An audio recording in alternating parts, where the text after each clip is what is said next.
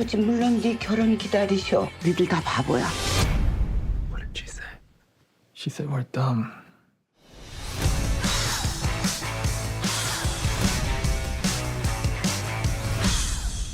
Andrew, thank you so Hi. much for your time. Welcome to the For Your Reference podcast. Thank you for having me. I know we don't have a lot of time, but off top, I just want to say we love Fire Island as well as Pride Ooh, and Prejudice. We also did a full review on our podcast. Go and check it out, friends and lovers. The movie, but the podcast if you want as well. And amazing. yeah, and just not just queer cinema, but queer Asian cinema. Fire Island, obviously, the Sydney Film Festival. There's been some great titles, from Hong Kong to Korea and China. Like, there's been so many great queer Asian cinema. And this is a big question, I know. The Wedding Banquet is also a remake. Shout outs to the legend Ang Lee as well. How does it feel to not just do the remake, but you yourself contribute to the richness of queer Asian cinema? Yeah, that's a really fun topic for me, because it's something that I really care about in my filmmaking. I think that there are so many wonderful stories that exist within the queer Asian American communities, and they don't often get told or get the kind of distribution platform to be out there and seen by folks. And so it's something that I, have really championed in my career so far. Um, you know, uh, the Ang Lee film is definitely a part of, my story. The Wedding Banquet was the first gay film that I'd ever seen, when I was 8 years old. And the fact that it was a gay and Asian film, and a film that really talks about the kind of balance and the intersection of culture and sexuality and family. These are things that I have explored in my previous work, and got to explore very directly on this film. um I hope that people watch my Wedding Banquet and then get really excited and inspired to tell their own story, and that it's a different side of queer and Asian American culture. That would be like very meaningful to me, um and and hopefully something that happens in the future. And that's how you can feel it through because it hits different, right? When it means something, like a poppy popcorn thing is very cute, but people want stories that resonate and speak to true experiences. And even in regards to homages, I don't want to spoil too much about the OG and the film that we're talking about today. But there is one particular sort of drawing that I do want to focus a little bit on, and it's I guess it's the motif of portraits, like the before and after of taking a portrait. That's kind of where the realness is. And that portrait that you get is that shiny view that maybe not just you, but others want to show who you are to the world.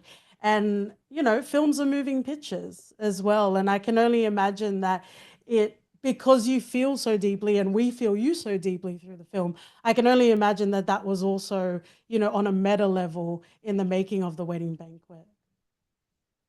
Yeah, I think in both the 1993 and then also in the version today, Mhm. um you know the films are exploring kind of who are we, to, the outside world? Who are we Mhm. to, certain people in our lives? And then who are we actually, Yeah. And sometimes we're and scared of who we are. We can't even confront that. Maybe there are themes in this film as well. Yeah. oh, for sure. Yeah. I think it's really hard to be yourself and to communicate, who you are and what your priorities are, Mhm. you know.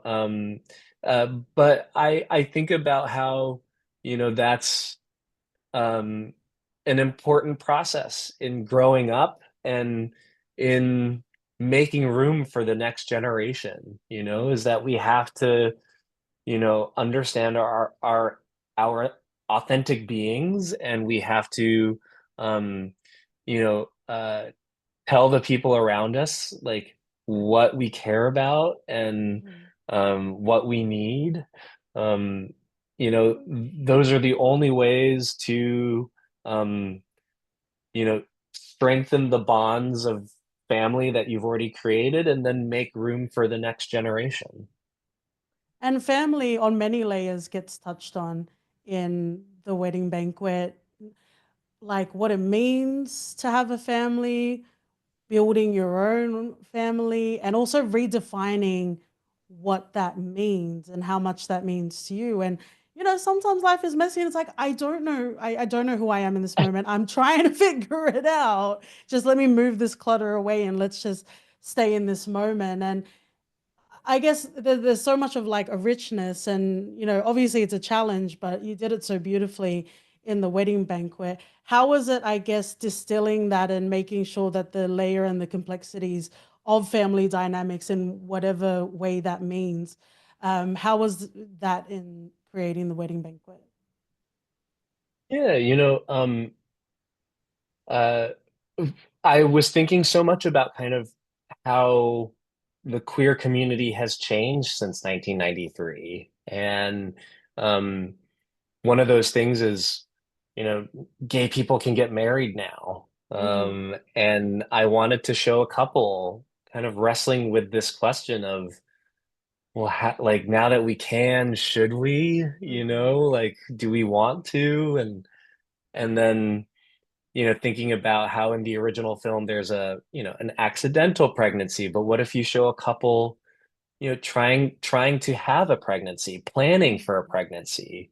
And so much of this film is about, well, now that we have the choice, now that we have the options, what happens? The kind of yeah. hopes and expectations, um, the fear, the responsibility, um, and and I think it's a sign of growth, right? That as a queer community, more we have more options now, but Mhm. as especially for these characters who are millennials, like that can get very scary, and that fear can really stop us and Mhm. hinder us, even though those fears are very natural.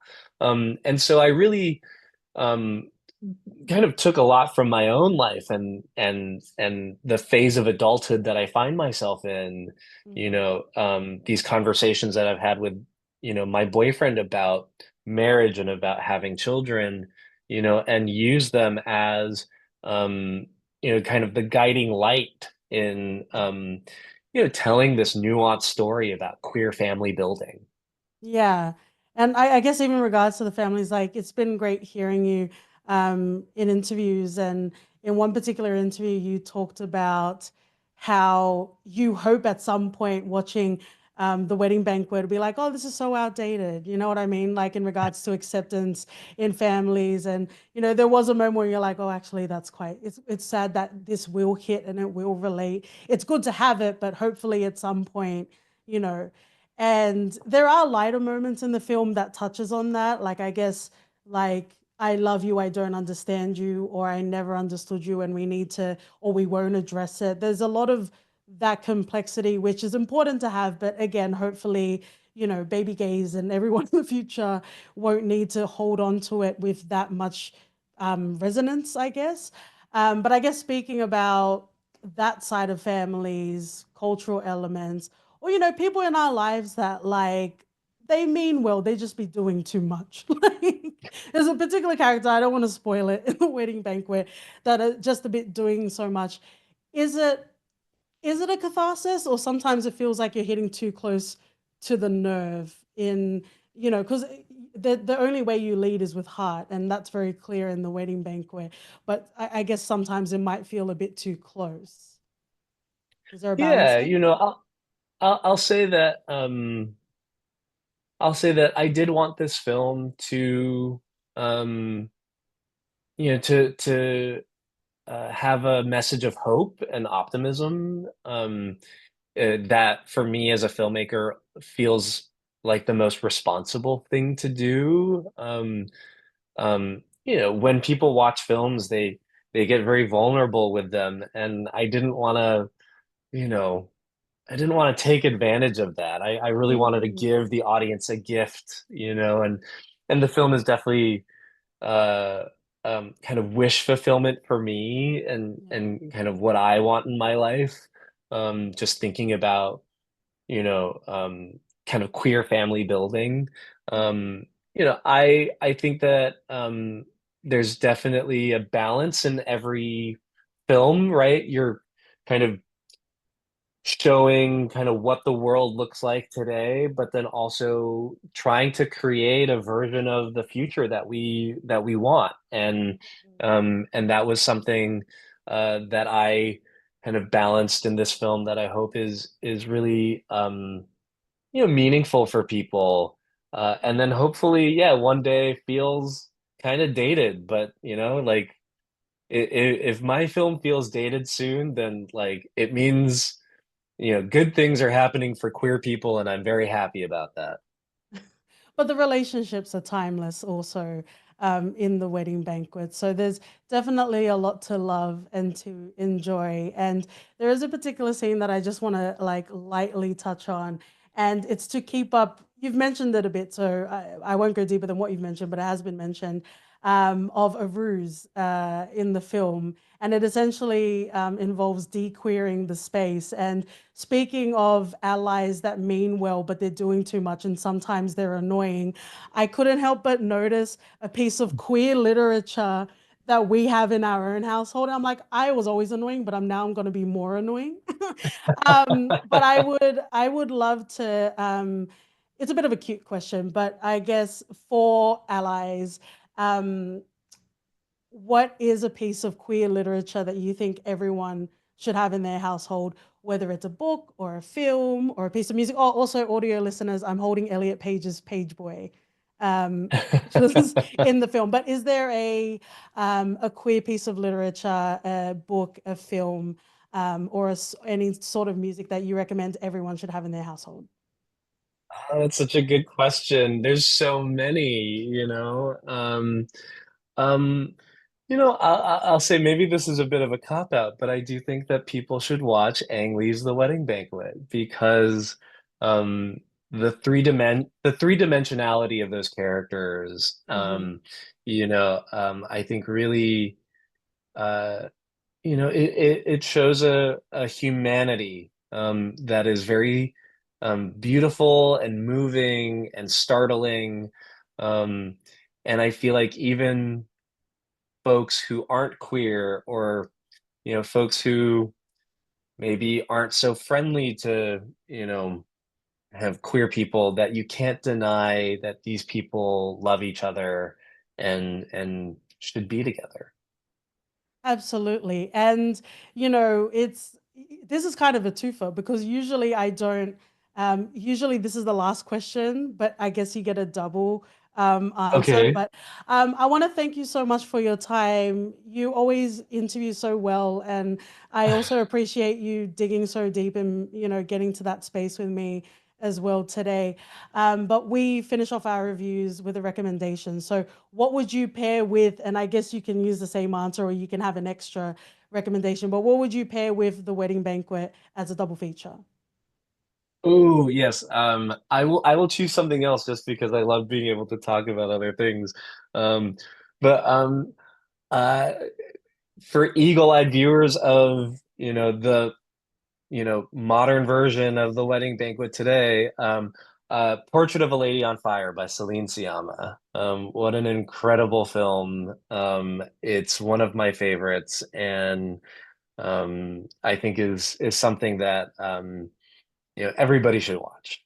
That's a fire mic drop because one of my questions was yearning, and we didn't even get to talk about that. But let's have a double yearn. Yearning. Yeah, I absolutely love it. Andrew, thank you so much for your time. Yeah, thank you. Thank you.